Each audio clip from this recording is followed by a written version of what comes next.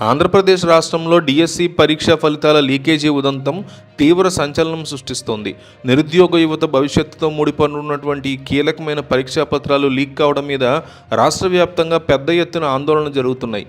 ఈ నేపథ్యంలోనే వైఎస్ఆర్ కాంగ్రెస్ పార్టీ మరియు విద్యార్థి సంఘాలు సంయుక్తంగా వీధుల్లోకి వచ్చి నిరసనలు తెలుపుతున్నారు.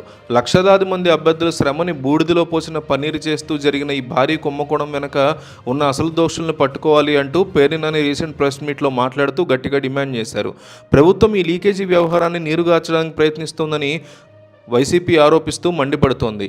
డిఎస్సి పరీక్షల నేతృత్వంలో జరిగినటువంటి లోపాలు, నిర్వహణలో ఉన్నటువంటి ప్రశ్నాపత్రాల లీకేజీ వ్యవహారం మీద సర్వత్రా ఆగ్రహం వ్యక్తమవుతున్న తరుణంలో వైఎస్ఆర్ కాంగ్రెస్ పార్టీ అధినేత వైఎస్ జగన్మోహన్ రెడ్డి ఈ విషయంలో గట్టిగా చొరవ తీసుకోబోతున్నారంటున్నారు.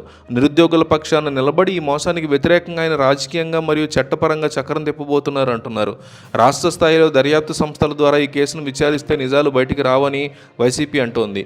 అధికార పక్షానికి చెందిన పెద్దలే పేర్లు తారుమారు చేసే అవకాశం ఉందని జగన్ భావిస్తున్నారు. అందుకే ఈ మొత్తం వ్యవహారం మీద దేశంలోనే అత్యున్నత దర్యాప్తు సంస్థ అయినటువంటి సెంట్రల్ బ్యూరో ఆఫ్ ఇన్వెస్టిగేషన్ అంటే సిబిఐ ద్వారా విచారణ జరిపించాలని జగన్ గట్టిగా డిమాండ్ చేస్తున్నారు.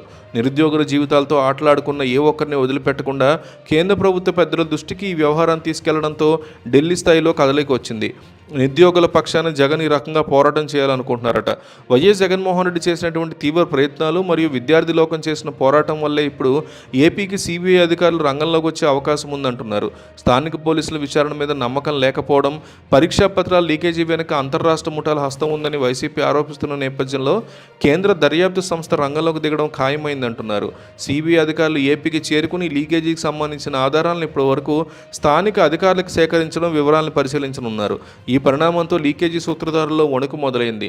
జగన్ వ్యూహాత్మకంగా వ్యవహరించి ఒత్తిడి పెంచడం వల్ల ఈ కేసు సిబిఐ వరకు వెళ్ళిందని, నిరుద్యోగులకు న్యాయం జరిగేలా ఆయన వేసినటువంటి అడుగులు సత్ఫలితాలనిస్తాయని రాజకీయ వర్గాల్లో చర్చలు నడుస్తున్నాయి.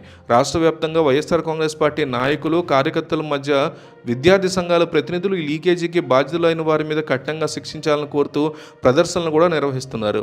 ఈ పరీక్ష కోసం ఎంతో కాలంగా రాత్రింబావుల్లో కష్టపడి చదివి రాసినటువంటి అభ్యర్థులకి తమకు జరిగిన అన్యాయాన్ని తలుచుకుని ఆవేదన చెందుతున్నారని వైసీపీ అంటోంది. కేవలం కొంతమంది స్వార్థపరుల లాభం కోసం ఇంతటి ప్రతిష్టాత్మకమైనటువంటి పరీక్షని భ్రష్టు పట్టించేటువంటి అధికారం మీకు ఎవరిచ్చారు అంటూ కూడా మండిపడుతోంది వైసీపీ. ఇప్పుడు సిబిఐ అధికారులు ఈ కేసును చేతుల్లోకి తీసుకుంటూ ఉండడం, నిష్పాక్షమైనటువంటి విచారణ జరిగి అసలైనటువంటి తిమింగలాలు బయటకు వస్తాయని విద్యార్థులు ఆశాభావం వ్యక్తం చేస్తున్నారు. నిరుద్యోగుల జీవితాన్ని నాశనం చేసినటువంటి లీకేజీ వీరుల ఆకట్ట కట్టించడానికి జగన్ తీసుకున్న నిర్ణయం సరైందేనని అందరూ అభినందిస్తున్నటువంటి పరిస్థితి ఉంది.